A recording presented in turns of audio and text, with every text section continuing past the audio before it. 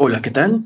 Hoy hablaremos sobre amenaza de parto pretérmino, otro tema importante para el examen nacional de residencias médicas. Bueno, dentro del contenido temático vamos a hablar de la definición, clasificación, epidemiología, factores de riesgo, criterios de diagnóstico, manejo, seguimiento y prevención.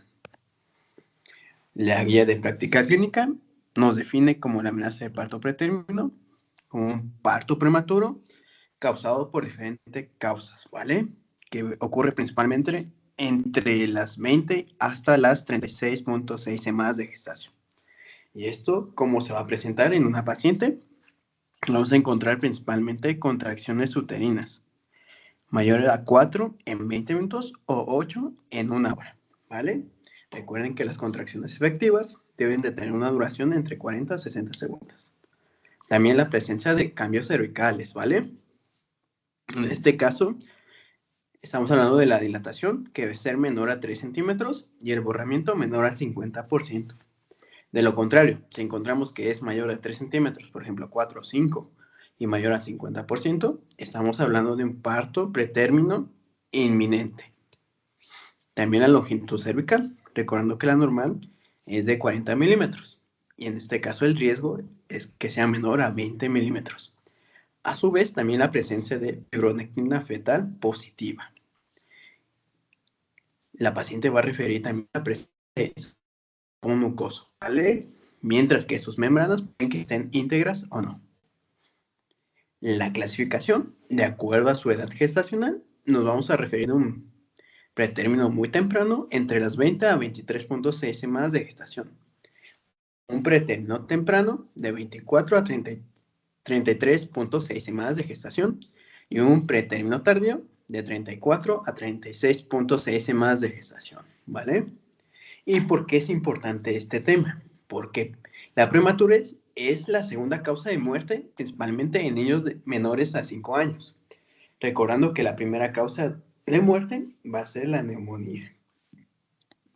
Y también va a representar aproximadamente el 70% de la mortalidad perinatal, ¿vale? Por eso es importante revisar este tema y su guía de práctica clínica. Y también la GPC nos hace mención que en el 2014 aproximadamente el 40% de los niños menores de 5 años se ven relacionados estrechamente con ceguera, secundaria principalmente a una retinopatía del prematuro, ¿vale? Y los factores de riesgo. Vamos a dividirlos en de bajo y alto riesgo.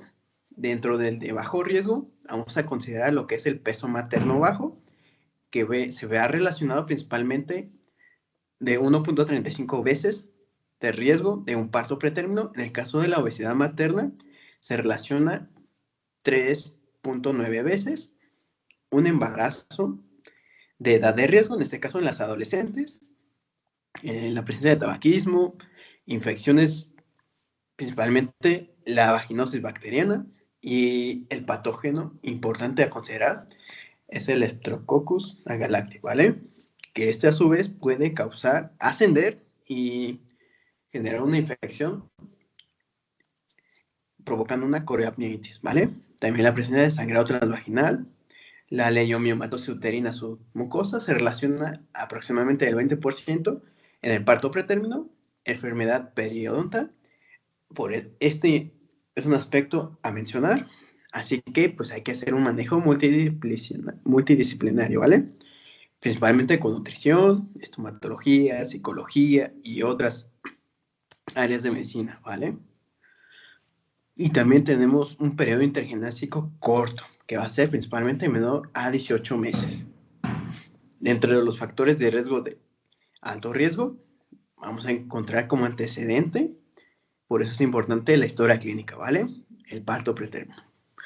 Antecedente de 3 pérdidas gestacionales, un embarazo gemelar, un embarazo múltiple, y los factores de bajo riesgo, en este caso si son 2 asociados, pues de polidrapnios, infecciones de vías urinarias recurrentes y la longitud cervical. Pero aquí en este caso vamos a basar con la ayuda del ultrasonido endovaginal, ¿vale? El tamiz que debe ser entre las 13 a 15 semanas En este caso encontramos una longitud cervical menor a 15 milímetros, pues es importante considerar una prevención, ¿vale?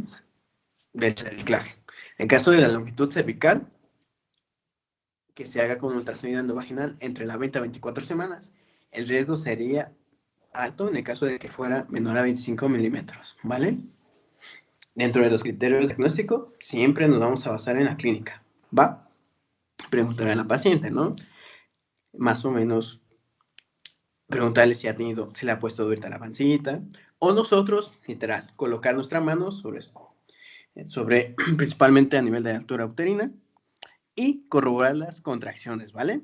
Recordando que las efectivas duran entre 40 a 60 segundos, ¿va? Y ya en el lapso de 10 minutos, pues encontrar dos contracciones, ¿no? O en 20 minutos de 4 o en 60 minutos lo que es 8 contracciones. Y ya en el tacto vaginal que vayamos a realizar, pues no encontrar dilatación, pero en este caso en la amenaza de parto pretérmino, pues sí, ¿no? Debe ser menor a 3 y también el borramiento, menor a 50%. Y corroborar principalmente la longitud cervical. También la paciente va a referir dolor a nivel de espalda baja, la secreción de tapón mucoso, ¿vale? Y dentro de las recomendaciones de la guía de práctica clínica, principalmente en pacientes con gestación gemelar, es recomendable pues realizar la medición de longitud cervical antes de las 18 semanas, ¿vale? Con un predictor de parto pretérmino menor a 28 semanas. Y ya en el caso de que se realice dentro de la semana 22, el predictor de parto pretérmino tentativamente sería entre las 28 y 36 semanas de gestación, ¿vale? Bueno, como habíamos mencionado, el diagnóstico valora la longitud cervical, sintomatología y también algo importante, la prueba de fibronectina, ¿vale? Pues estos tres aspectos importantes, ¿a qué contribuyen? A que haya un mayor riesgo de nacimiento menor a 34 semanas de gestación, ¿va? En el caso de la incidencia de fibronectina fetal positiva, es inversamente proporcional a longitud cervical. ¿Esto qué quiere decir? Bueno, en la guía de práctica clínica nos hace mención que si la longitud cervical va de los 60 a 40 milímetros, el porcentaje de incidencia va a ser menor, ¿no? De 0 al 3%. Ya en el caso de que sea 11 a 15 milímetros, va a ser del 19, y así es de 0 a 5 milímetros, va a ser del 57%, ¿vale? Y para el manejo, es importante considerar los factores de riesgo, ¿vale? De alto y de bajo riesgo. Esto a su vez, pues hay que considerar lo que es el estrés oxidativo y los procesos inflamatorios, ¿vale? En el caso de un estrés oxidativo, pues hay que hacer intervenciones en las primeras consultas, en el cambio de estilo de vida, suplementación nutricional, antioxidantes. Y en el caso de que sean procesos infecciosos, pues lo que es los antibióticos, ¿vale? Esteroides y progesterona. En el caso, y ya en el caso de el uso de uterotónicos y prostaglandinas, principalmente los inhibidores de las COX-2, vamos a diferenciarlo en dos caminos. En el caso de que nosotros encontremos contracciones uterinas, emplear tocolíticos, y en el cambio de cambios cervicales, pues el hacer el manejo con cerclaje cervical, ¿vale? Y ya en el caso de que esto no lo podemos identificar a tiempo, pues va a haber un trabajo de parto pretérmino, ¿vale? Y dentro de la tocólisis, las indicaciones va a ser principalmente en menores de 36.6 semanas de gestación, y la GPC nos recomienda el índice de Gruber, ¿vale? Que sea menor a 5. ¿Y esto qué evalúa? La actividad uterina, la ruptura de membranas, la hemorragia y la dilatación cervical, ¿va? Pero dependiendo de la actividad uterina, en el caso de que sea una irregular, va a ser un punto. En el caso de que sea regular, 2 puntos. En el caso de la ruptura prematura de membranas, pues va a ser de alta sospecha, va a ser de 2 puntos.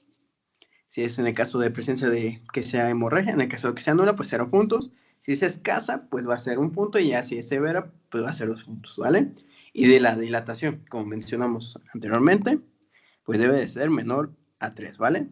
En el caso de que sea más de 4, pues si se dan cuenta, pues es 4 puntos. Y eso, literal, superaría la suma de acuerdo al índice de Gruber, ¿vale? ¿Y esto a qué nos referimos? Que si el puntaje es menor, pues la probabilidad va a ser del 100%, ¿vale? Del uso de los tocolíticos. Pero en cambio, si va la sumatoria en ascendente, pues el uso va a ser nulo. Bueno, tenemos contraindicaciones dentro de las fetales, pues la presencia de malformaciones incompatibles con la vida, que es importante realizar ultrasonido estructural dentro de las primeras semanas, el deterioro del pérdida del bienestar fetal y pues también, ¿no?, una contraindicación pues que sea de término, en este caso mayor a 37 semanas de gestación. Y ya, en el caso de las contraindicaciones obstétricas, vamos a verle el desprendimiento de placenta normoinserta, corioapneitis, placenta previa y ruptura prematura de membranas. También vamos a dar el manejo con antagonistas de oxitocina, como es el caso del atosiban. Dentro de su primera fase va a ser una dosis de 6.75 miligramos vía intravenosa en bolo. Y ya en la segunda fase vamos a aplicar 18 miligramos por hora durante 3 horas. En la tercera fase va a ser 6 miligramos por hora en un lapso de tiempo de 45 horas. Y ya en el caso de los calcioantagonistas, vamos a emplear el nifedipino, ¿vale? Empezando con una dosis de 10 a 30 miligramos vía oral cada 15 a 20 minutos durante un lapso de 1 hora. En el caso de la dosis de mantenimiento, va a ser 20 miligramos vía oral cada 8 horas, considerando que la dosis máxima va a ser de 8 miligramos sobre decilitro. Otro manejo importante va a ser la indometacina. Pero recuerden que debe de ser usada antes de las 32 semanas de gestación. De lo contrario, si se emplea en más gestación, el conducto arterioso se cierra, es un cierre prematuro. Por lo tanto, nosotros favoreceríamos principalmente la hipertensión pulmonar de los bebés. Bueno, dentro de su dosis, pues bueno, va a ser la dosis inicial de 50 miligramos vía oral, después, a su vez, de una dosis de 25 a 50 miligramos cada 6 horas, en un lapso de tiempo de 48 horas, o 100 miligramos cada 8 horas vía rectal. En el caso del sulfato de magnesio, la impregnación debe ser entre 4 a 6 gramos durante 30 minutos, o su infusión continua, que es 2 gramos por hora, considerando dosis máxima, 4 gramos por hora, o hasta que la paciente presente menor de una contracción en el lapso de 10 minutos, ¿vale? La neuroprotección, así que es importante con el sulfato de magnesio. Dentro de sus beneficios, va a haber una reducción del riesgo de la parálisis cerebral, así también una reducción del riesgo del trastorno del desarrollo motor.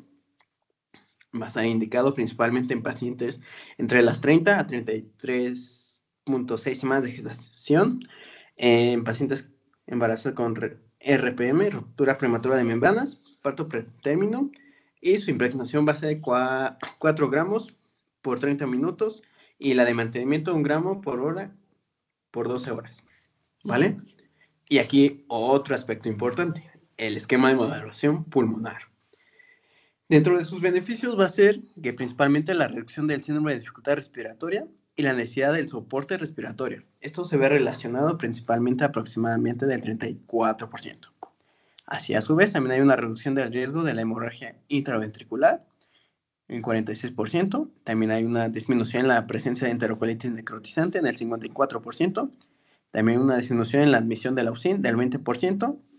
Y un menor desarrollo de infecciones dentro de las primeras 48 horas de vida, aproximadamente 44%. ¿Y sus indicaciones? En pacientes embarazadas con un embarazo entre 24 a 34 semanas de gestación, que presenten parto pretérmino, embarazo múltiple o ruptura prematura de membranas, o a su vez, pacientes con embarazo de 34 a 36.6 semanas de gestación, con un riesgo de parto pretérmino en los próximos 7 días, y que no hayan recibido con anterioridad lo que es una terapia antenatal con corticosteroides. Y tenemos pues dos principales, ¿no? La betametasona y la dexametasona. Bueno, yo para aprender menos, pues alfa 1 y beta 2, ¿no? En este caso, beta va a requerir de 2 dosis, que va a ser de 12 miligramos cada 24 horas, ¿vale? Vía intramuscular. Mientras que la Dexa va a ser de 4 dosis cada 6 miligramos cada 12 horas. Igual, vía intramuscular. Y vamos a hablar de una dosis de rescate, que va a ser un ciclo único, principalmente de la betametasona, que va a ser de 12 miligramos. Y cuando va a ser aplicable, pues en mujeres con un embarazo de 34 a 36.6 semanas de gestación, que presenten un riesgo de parto pretérmino en los próximos 7 días y que hayan recibido una terapia antenatal con corticosteroides en más de 14 días. Bueno, dentro del seguimiento para el parto pretérmino, pues es importante dentro de las consultas solicitar lo que es la citometría hemática, química sanguínea, grupo sanguíneo y pues también aparte de esto, un examen general de orina, ¿va? Y en el caso de presentar una infección, solicitar un orocultivo y cultivo de secreción vaginal dentro de la primera consulta. Recordando que la bacteriuria asintomática pues va a ser muy frecuente en las pacientes embarazadas, ¿vale? Por lo tanto, es importante administrar lo que es nitrofurantoína, 100 miligramos cada 6 horas por 7 días, pero recordando que también hay que solicitar lo que es el antibiograma, ¿va? Y la profilaxis intraparto, pues la administración por lo menos 4 horas antes del parto inminente. Y otra de las recomendaciones es la penicilina sódica, cristalina, ampicilina y cefazolina. Y dentro de la prevención, pues va a ser principalmente lo que es la colocación del cerclaje, ¿vale? Recordando el tamiz para la medición de la longitud cervical. Y si es menor de 15 milímetros, pues hay que hacerla dentro de 13 a 15 semanas de gestación, ¿vale? Y pues en todas las pacientes que ya hayan tenido un antecedente de parto pretérmino o que presenten cambios cervicales. Bueno, esto sería por todo de la clase de hoy y nos vemos en la siguiente.